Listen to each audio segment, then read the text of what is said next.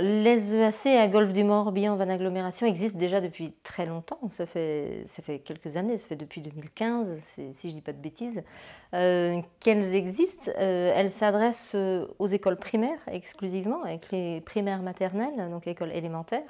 Et toutes sortes d'actions avaient déjà été développées, aussi bien d'un point de vue de la lecture que de l'art du spectacle. Par contre, la culture ethnographique, elle, était moins prégnante, elle n'avait pas encore été réfléchie, on n'avait pas réfléchi à des façons de transmettre un savoir sur la Bretagne dans les écoles. Donc c'est apparu là récemment et ça représente quand même plus de 400 classes, quelques heures d'intervention. On a 6 partenaires principaux en culture bretonne. Donc, et on aborde le patrimoine immatériel en général.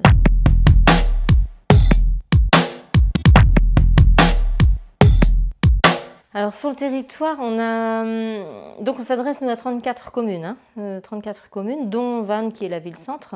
On propose de la musique avec Peutraneué, l'association Peutraneué, qui intervient pour de la création de chansons, l'enregistrement de chansons, de la danse, de la vulgarisation de ce que peut être la culture bretonne auprès des enfants.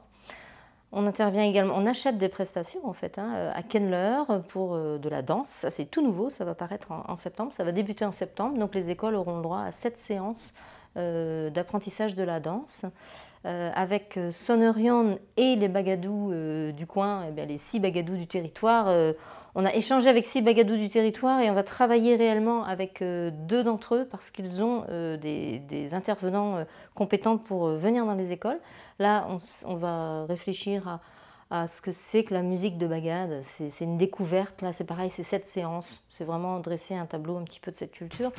On travaille aussi avec Tiarvro Brodjuenet, avec l'entente Mgleo Brodjuenet. L'année dernière, Laurence de Tiarvro est intervenue et elle a abordé le vocabulaire en breton dans des écoles monolingues, donc le b.a.-ba en fait de la langue bretonne. Et dans les écoles bilingues, elle a réfléchi à des sujets beaucoup plus approfondis sur l'environnement, l'abeille, voilà, avec des élèves bilingues. Le Festival du Conte de Baden nous a proposé de travailler avec des artistes, donc on a acheté des prestations, pareil, au Festival du Conte de Baden. Et voilà, je pense que j'oublie personne.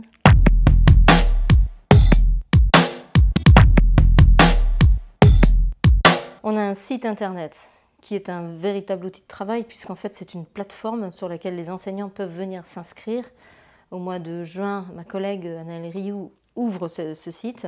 Les écoles viennent consulter les différentes propositions qu'on leur fait et elles retiennent, elles candidatent en fait. Elles peuvent candidater jusqu'à 3 projets qui les intéressent. Ensuite, en juin, juillet, on fait un tri selon des critères d'attribution.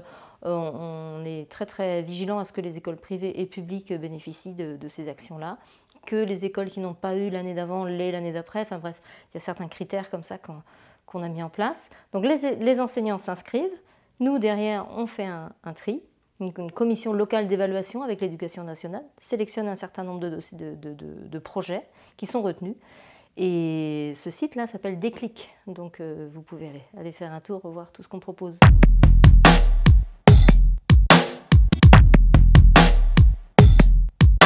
Alors c'est facile lorsque les élus ont compris la nécessité de préserver notre écosystème social, culturel, pas uniquement d'un point de vue artistique encore une fois, mais vraiment d'un point de vue de la transmission de la matière de Bretagne. Quand ils l'ont compris, quand ils ont compris même que c'est obligatoire, parce que le Code du patrimoine nous amène à ça, la loi NOTRe nous amène à la responsabilité entre l'État, les collectivités territoriales. On doit réfléchir au sujet, c'est une responsabilité d'élus. Quand les élus ont eu connaissance de cette réflexion, ils adhèrent. Mais encore faut-il qu'il y ait un groupe de travail qui se constitue.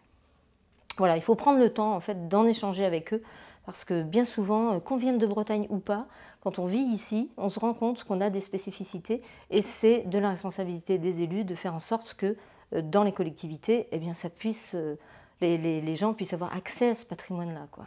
Que ce soit les enfants, les adultes ou autres. Et on a plein de moyens pour ça. On a l'EAC, on a les médiathèques, on a des équipements culturels. ou des lieux comme ça où il est possible de mettre en lumière notre patrimoine immatériel.